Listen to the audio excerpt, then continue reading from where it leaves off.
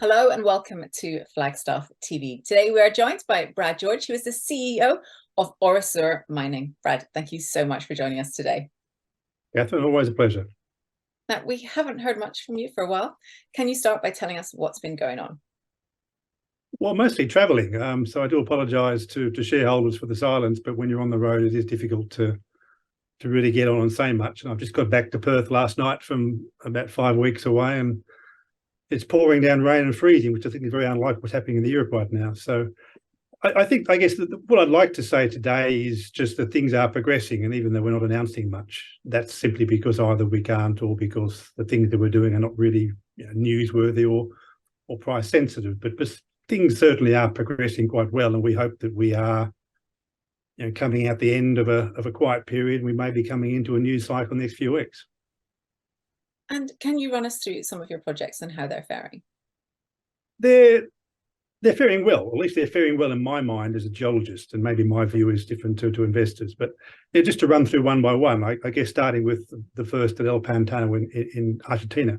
It's wintertime. It's very cold, very dark down there. So that project's been in abeyance now since the end of May. And we'll come back into that probably the next few weeks as the winter begins to abate. A very early stage project. I think it's very exciting. But because it was a project where literally no work had been done, our work there is just to start from scratch, start in one corner, work our way across, map, sample, do ground mag. It's just grunt work. It's rather slow, intentionally very slow burn cost-wise. But that's to my mind is shaping up to be an early stage, but a very exciting, very large epithermal gold system. So we'll move that forward again with the final phase of mapping beginning in a few weeks. That will complete most of the areas, and that will get us to a point where we'll be able to identify some drill targets toward the end of this year. Whether we drill remains to be seen. We'll have the options. We do it ourselves, we find a partner, we'll see how we go with other projects. But that will be a point where we'll have drill permits in October. We'll have drill targets, we would hope, and we can make a decision at the end of the year. So that project's exciting, but I recognise that the market's views it as a bit early stage. But for us, it's a project that's moved forward quite well.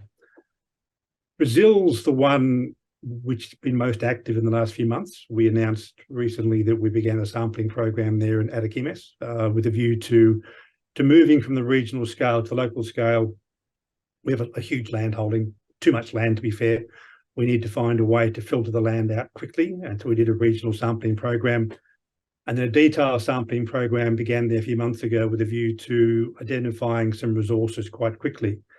Now that went well in the sampling phase. We were sampling with an auger rig in some channels or drainage channels, and we're seeing very good material in the samples. But when it came to assaying, we had some problems. We're using XRF, as you do with this material, rather than the lab.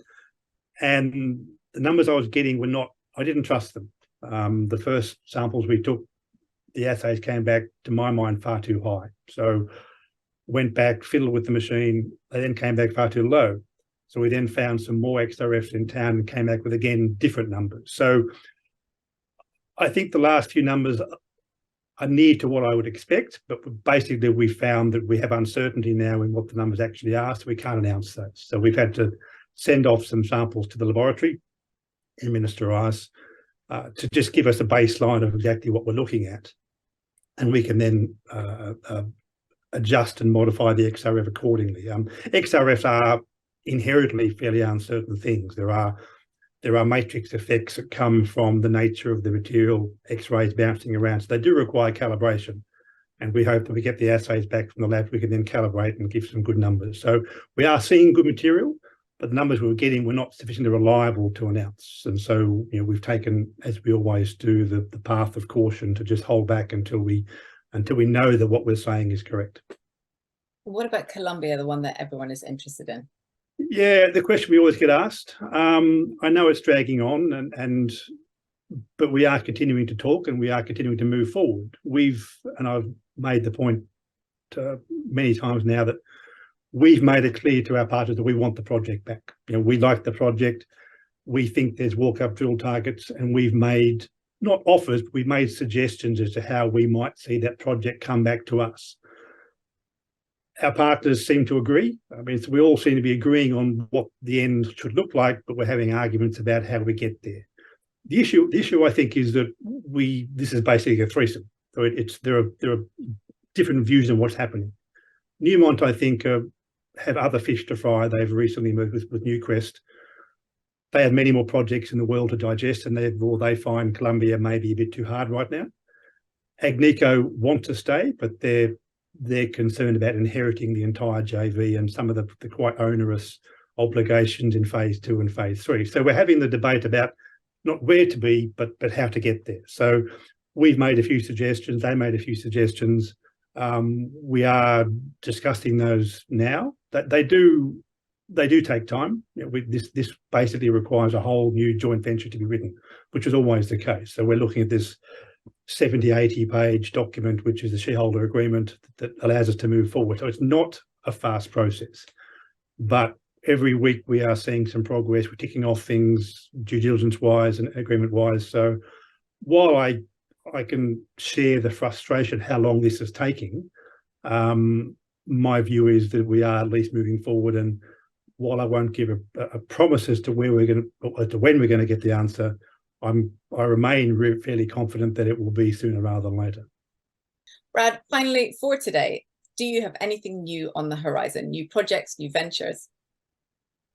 Look, it's a good question. We always look at new projects, and which is not to say that the ones we have are not attractive. It's, at least in my mind, junior companies should always be looking at new projects. It's access to interesting ground that gives juniors their competitive advantage. So we're always looking at new projects.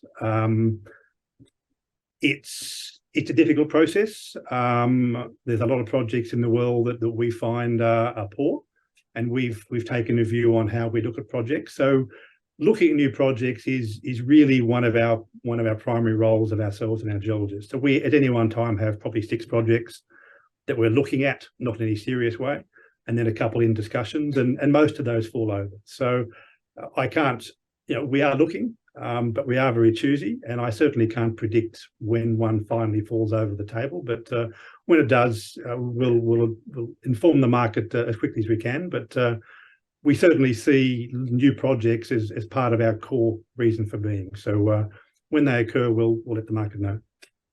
Well, we look forward to hearing from you again. It was great to catch up with you today, Brad. Pleasure. And thank you for watching Flagstaff TV.